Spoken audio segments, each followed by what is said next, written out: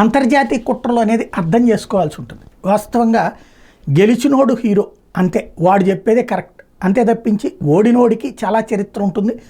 అంతర్జాతీయ రాజకీయాల కారణంగా కొందరు దుర్మార్గులుగా చిత్రీకరించబడుతుంటారు. అందులో ఒకడు లిబియాకి సంబంధించినటువంటి గడాఫీకి సంబంధించి చూస్తే లిబియాలో కరెంటు బిల్లులు ఉండవు, ఎలక్ట్రిసిటీ పూర్తిగా ఫ్రీ అక్కడ ఉన్నటువంటి ప్రజలకి. అట్లాగే అక్కడ వడ్డీలకి అప్పులు ఇవ్వడం ఉండదు, డైరెక్ట్గా బ్యాంకులు 0 వడ్డీకి అప్పులు ఇచ్చేవి. గడాఫీ అప్పట్లో ప్రతి ఒక్కళ్ళకి ఇల్లు అన్నటువంటి ఒక విధానాన్ని అమలు చేసుకొచ్చారు, అందులో చాలా వరకు ఇవ్వడం జరిగింది. అలాగే కొత్తగా పెళ్ళైనటువంటి వాళ్ళకి 60,000 దినార్లు లిబియాకి సంబంధించినటువంటి సొమ్ములు ఇవ్వడం అన్నటువంటిది మరొక ప్రధానమైనటువంటి అంశం. విద్య వైద్యం లిబియాలో ఫ్రీ.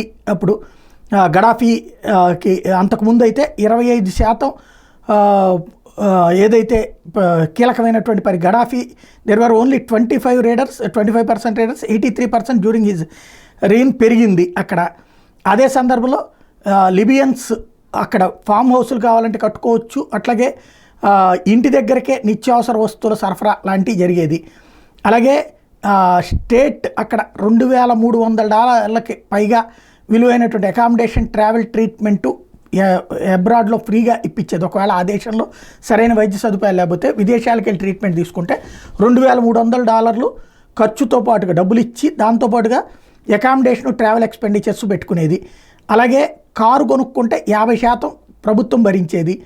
అలాగే గ్యాసోలైన్ ఏదైతే అక్కడ 0.14 లీటర్కి, అంటే మనకి ఇక్కడ పెట్రోల్ డీజిల్ ఎట్లాగో లేకపోతే ఎల్పిజి ఎట్లాగో అట్లాగా గ్యాసోలైన్ $14 అంటే ఓ 15 పైసలు లెక్కేసుకోవాలన్నమాట. లిబియాలో విదేశీ అప్పు ఉండేది కాదు, $150 బిలియన్ ఫారెన్ నిధులు ఉండేవి దానికి. అదే సందర్భంలో లిబియన్స్ జాబ్స్ కోసం ఎత్తుక్కునే పరిస్థితి ఉండేది కాదు. స్కూళ్ళు గవర్నమెంట్లో అయిపోగానే ఉద్యోగాలు, చదువుతున్నటువంటి దశ నుంచినే పేమెంట్స్ అనేటటువంటి సిస్టమ్ ఉండేది. ఆయిల్ సేల్స్ ద్వారా వచ్చినటువంటి సొమ్ముని ఆ విధంగా డైరెక్ట్గా బ్యాంక్ అకౌంట్స్కి జమ వేస్తుండేది. ఎవరైతే పిల్లల్ని కంటారో వాళ్ళకి $5,000 డబ్బులు ఇచ్చేవాళ్ళు ఆ రోజుల్లోనే.